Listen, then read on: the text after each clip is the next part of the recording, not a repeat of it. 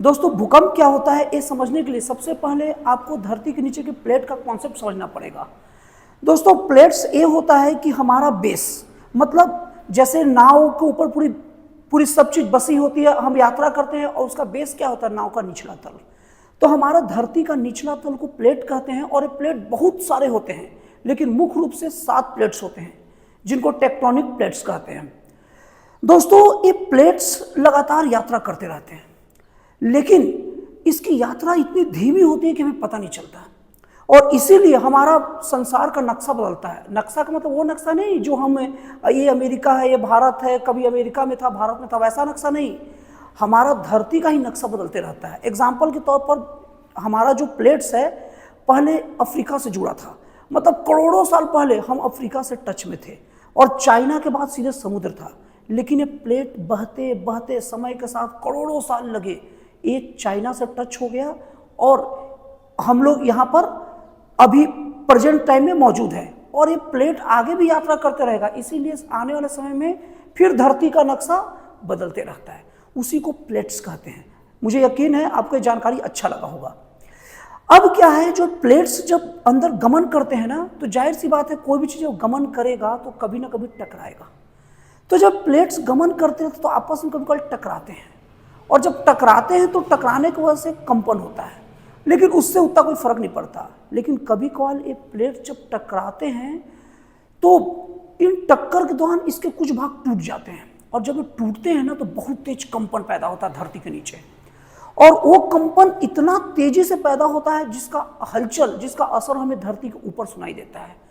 तो दोस्तों धरती के ठीक नीचे जहां पर वो कंपन पैदा हुआ है और ठीक ऊपर धरती का वो पॉइंट को हम एपी सेंटर कहते हैं और जो तरंगे आते हैं जिसे कॉस्मिक रेज कहते हैं, मतलब भूकंपीय तरंगे कहते हैं, और सबसे ज़्यादा क्षति वहीं पर होता है जिस धरती के जिस जहाँ पर प्लेट टकराई है जस्ट उसके ऊपर वाले भाग में।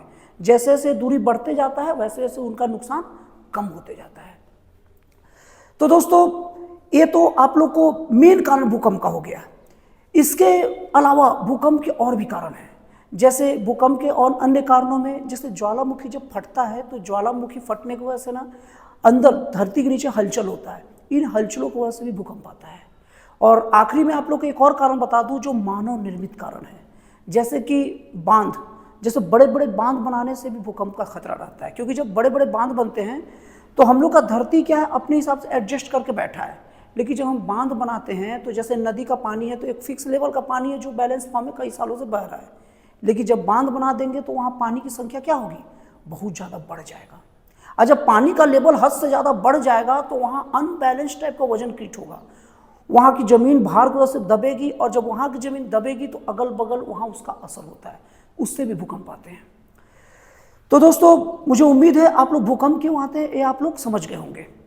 अब आप लोगों को कुछ एग्जाम्पल दे दूँ, जैसे कि भूकंप वहाँ पर ज़्यादा आते हैं जहाँ पर 2 प्लेटों का संगम रहे, क्योंकि कभी भी टकराहट उसके बॉर्डर पर ही होगा और जो प्लेट के आसपास के एरिया आते हैं वहाँ बहुत ज़्यादा भूकंप आते हैं। जैसे कि मैंने अभी आप लोगों को बताया कि चाइना से हमारा जो धरती है वो टकराया, तो टच किया तो वहीं पर बॉर्डर है प्लेट्स का, इसीलिए चाइना और भारत के बॉर्डर जैसे असम हो गया, नेपाल हो गया, सिक्किम हो गया, ये सब जगह, उत्तराखंड हो गया, ये सब जगह भूकंप के लिए एकदम बहुत हलचल युक्त जगह है।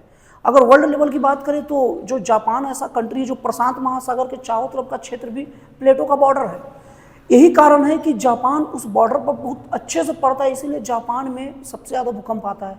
आप लोगों को ताज्जुब होगा, जापान में हर रोज़ एवरेज 5 भूकंप आते हैं, लेकिन वहाँ घर का बनावट वगैरह ऐसा है कि उनको उतना क्षति नहीं पहुँचता। और दोस्तों साथ में मैं आपको ये भी बता दे रहा हूँ कि जहाँ वो प्लेटों का बॉर्डर नहीं होता वहाँ भूकंप बहुत कम आता है। जैसे कि हमारा देश का छत्तीसगढ़ राज्य ऐसा राज्य है जहाँ पर प्लेट का कोई संगम नहीं है, इसीलिए यहाँ भूकंप आने की संभावना ना के बराबर रहती है।